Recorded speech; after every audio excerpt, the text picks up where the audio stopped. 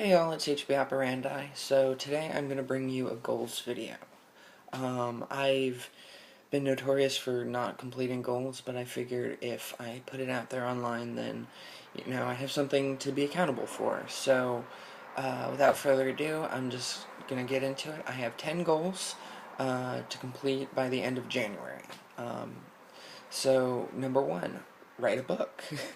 Yeah, just we'll start with that one. This is actually because I'm going to be in NaNoWriMo, as I've mentioned before. Uh, if you're not familiar, it's National Novel Writing Month, and you try to write a book in 30 days. So that's my top priority, top goal. Hopefully by the end of November, I will wind up with that. Oh, I have confirmed that I am going to be doing 75,000 words. Yeah, 75,000 words instead of the usual 50. I'm going to really push myself and challenge it, but I think not only is my outline good enough, I think that my concept is strong enough, and I'll be more than happy with it. Um, but again, let well, actually, not again. I haven't said this before, but I don't like to let the characters or the word count dictate how long the story is. The story needs to have its natural progressions and flows and climaxes and all yada yada, hero's journey, all that stuff. Um, However, I don't think that a book should be longer than necessary for the sake of a word or a page count. So, if I don't end up making 75,000, but I still complete the book, I will have considered this goal done. And then this goal has like a sub goal, which is basically spell check the thing. I would like to eventually post some of the chapters of it, and it can't be exactly draft number one because I still don't feel good about that. Like, surprising that I'm even going to show anybody this before I meticulously and obsessively edit over everything until I end up scrapping half of it. Anywho, so that's goal number one. Goal number two is to complete 3/4, if not all, of part two on the Deadliest Dance. Now, the Deadliest Dance is a project that I'm working on with another author that I met online. Um, uh, I'll have another video explaining it, but in short, she takes one character's perspective, and I take the other person's, and then we switch off chapters. So we're within the first third of the book, and so now I want to finish, but if not 3/4, I'll still manage for the goal, part two by January, so we can start getting into part three as soon as possible, really. Goal number three is half, if not all, of edits on part one. Editing is obviously a much more intensive project, but with the both of us working on it, I think the load will be a little bit easier to handle. So I'd like to be doing this at the same time as I'm doing the fresh writing, and also it'll allow us a chance to really tidy up the first bit and kind of throw in pieces to the second bit, like foreshadowing and character traits that we might have missed and all that stuff. Um, Fourth, back up all work. Truthfully, this should be number one, but by this point, like, I'll have so much more that I need to do. If I do it twice, that's awesome, but I definitely want to get to this one. I just recently wrote like 20 pages, and then my computer crashed, and of course it was saved under untitled, meaning not saved, and lost all of it. Luckily, it was just, bullshit writing to get me up to speed. Because 75,000 words is quite an undertaking. That's 2,500 words a day. So, yay! This episode brought to you by Black Cup Coffee and black glasses and no breasts. So, for those of you who may have been wondering in my first video, that's kind of what I mean by gender fluid, is the way that I present myself and the way that I feel about myself can differ between days and, even parts of a day. So, yeah, but if you need more information about that, just type it up there, right up there, YouTube, or even higher into the web bar and do your own research. It's not my video. That being said, a little halftime break.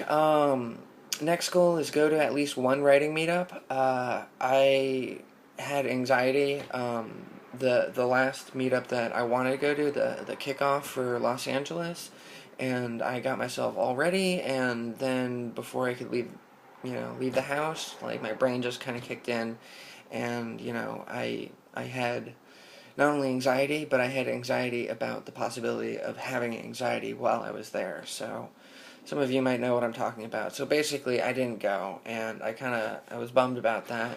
So I want to go to at least one this month for NaNoWriMo. And even if I don't go for NaNoWriMo, I'd like to just meet more writing friends. Um, a few of them have crawled out of the woodworks on my Facebook page and are doing Nano as well. So that's fun. Um, and then two of them I already have plans to meet up for coffee and word sprints. So happy hummingbird. Okay, keep going. This is gonna be like a 20-minute long video by the time I'm done, I swear. Sorry for the candid nature. My computer sucks, so I'm filming this on an iPhone. Uh, and my video editing software is just not working for me right now, and I haven't figured out the YouTube editing thing, so just I'm kind of winging it, but hopefully you find it interesting. In the future, it won't be like this, I promise. Once I can kind of nail down what I'm doing, I get a little obsessive, and so I try to make sure everything will look right. And I used to have a background in film, so editing is perfectly fine with me. Continuing on. Okay, yeah. This one's kind of apropos. Figure out an approach to a mental health video. Like I mentioned in my first video, I struggle with mental health disorder. I'm bipolar and severe anxiety and suicidal tendencies. This is just part of my story. So a lot of what I write about deals with this stuff, and I try to work through a lot of my feelings in these things. Basically, I take all the shit that's been in my life and I make it happen to someone else, and I get to fuck with them and put them through these situations. But the one difference is that I get to make them do the changes that I should have done that would have saved a lot of hurt and heartbreak. So that's one way that I really enjoy this form of expression, because it's, at least for me, it paints a more accurate picture. I certainly can't draw, I certainly can't paint, so whatever I would create would just not quite be there. But with these, you can truly let someone envision it and really step into your shoes. Well, metaphorically step into your shoes. So yeah, but the thing is that this video, the mental health video, is going to be, it needs to, not the word sensitive, but basically it needs to make sure that it's a positive video, I don't want to put out untruths in there. I don't want to put out things that are, only specific to one type of mental health. I want to create something that's unique. Like, it's not just being said over and over again. Like, you type in mental health and you find that video 20 times over. And secondly, I want it to be, uh, I want it to be a good enough explanation for people who don't understand mental health and the struggles, well, mental health illnesses and the struggles that we go through, especially in the writing community. So yeah, I want to figure out, I'm probably not even going to film that until spring, but I want to figure out an approach to that. So I'm going to be doing some research and some planning, and hopefully by then I will have better editing capabilities, hopefully even a better web camera, and oh yeah, I want to figure out how to do like graphics and stuff and intros. Yeah, anyways, if this all pans out, then I'm definitely going to put a lot of effort and energy into this channel. So, but that's more to come. Alright, 1, 2, 3, 4, 5. Only 5 ways through. Okay, number 6. Figure out an approach to a gender identity video. This goes hand in hand with the other one. It's a figure out an approach, because I need to make it accurate, unbiased, sensitive, and informative for people who don't have these struggles or these challenges or even these opportunities. And I'm hoping that what I'm going to be gearing it around, as opposed to like Gender 101, is basically how to approach a gender that is not your own in writing. Because I know I've seen a lot of questions online about, like, oh, I'm writing a trans character, a side character. Is this like a good thing? Is this a bad thing? Like, you know, uh, asking for tips on basically how to not to make them a caricature, which is great. Don't get me wrong, that's awesome. Um, but actually, no, there's no reason for that. That don't get me wrong. That's awesome.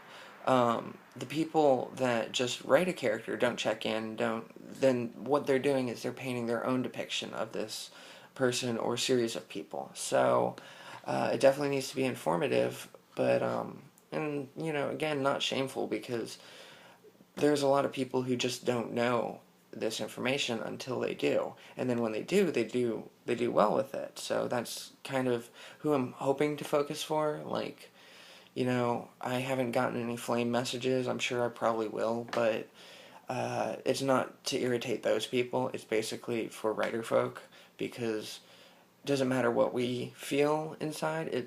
It's what our characters feel, and it's what the story should be. So yeah, that's number 6. I swear I'm getting there. Number 7, approved teaser chapters of Deadliest Dance. Okay, yeah, so we're going to be working on a website, and on the website we want to put the first 2 or possibly the first 4 chapters up online for free. But that means that chapters 1 through 4 or 1 through 2 need to be super polished. They need to be on point. They need to be interesting. They have to have like great hooks.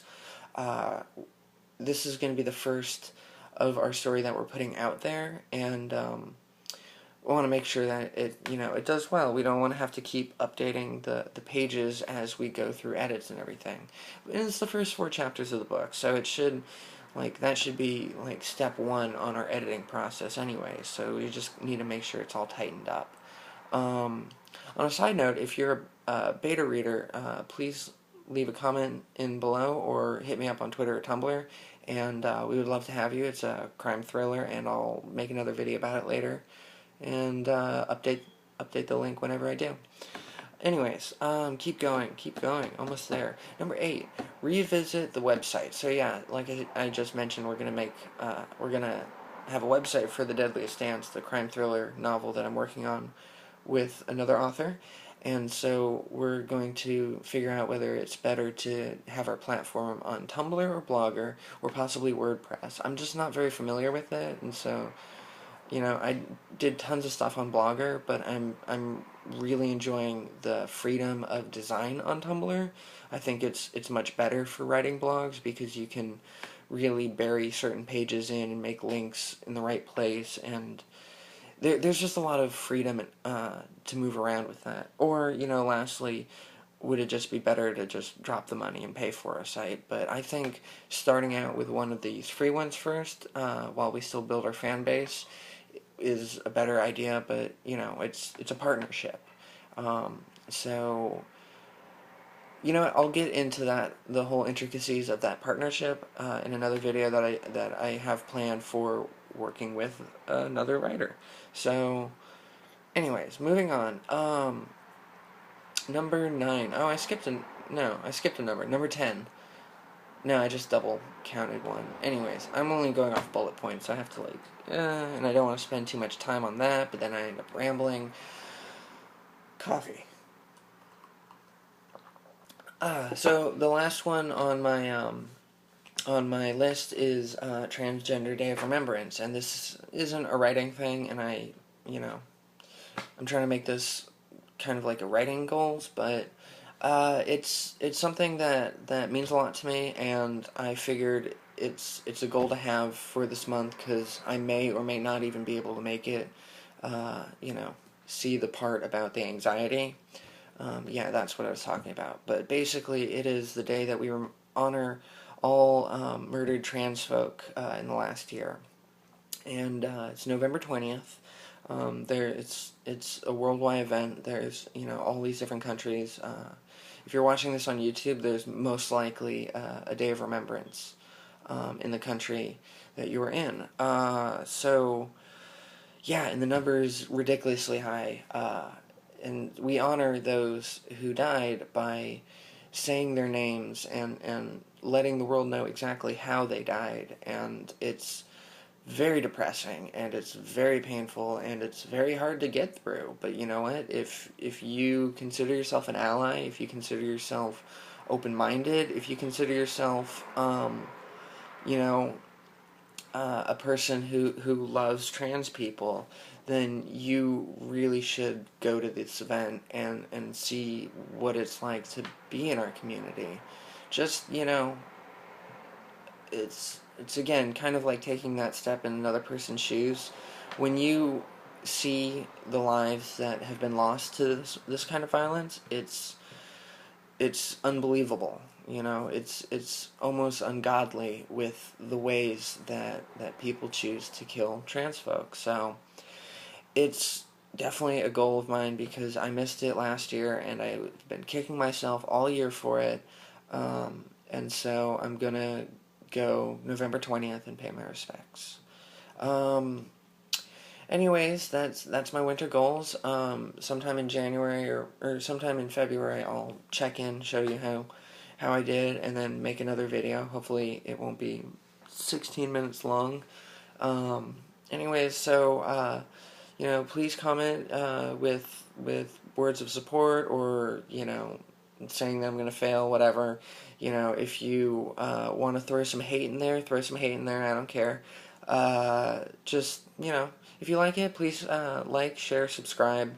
I'll be coming out with more videos pretty frequently, and the month of November I'm going to be coming out with one almost every day, but it's going to be like real short stuff. So if you like it, so subscribe if you want to keep up to date. If you'd like to check out any of my other work, you can find me on hboperandi.blogspot.com. That's HBOPERANDI. I'll put a link in the below. I'll put a link in the description below. And then if you have any questions or suggestions, go ahead and tweet me at HBOperandi. Alright, bye.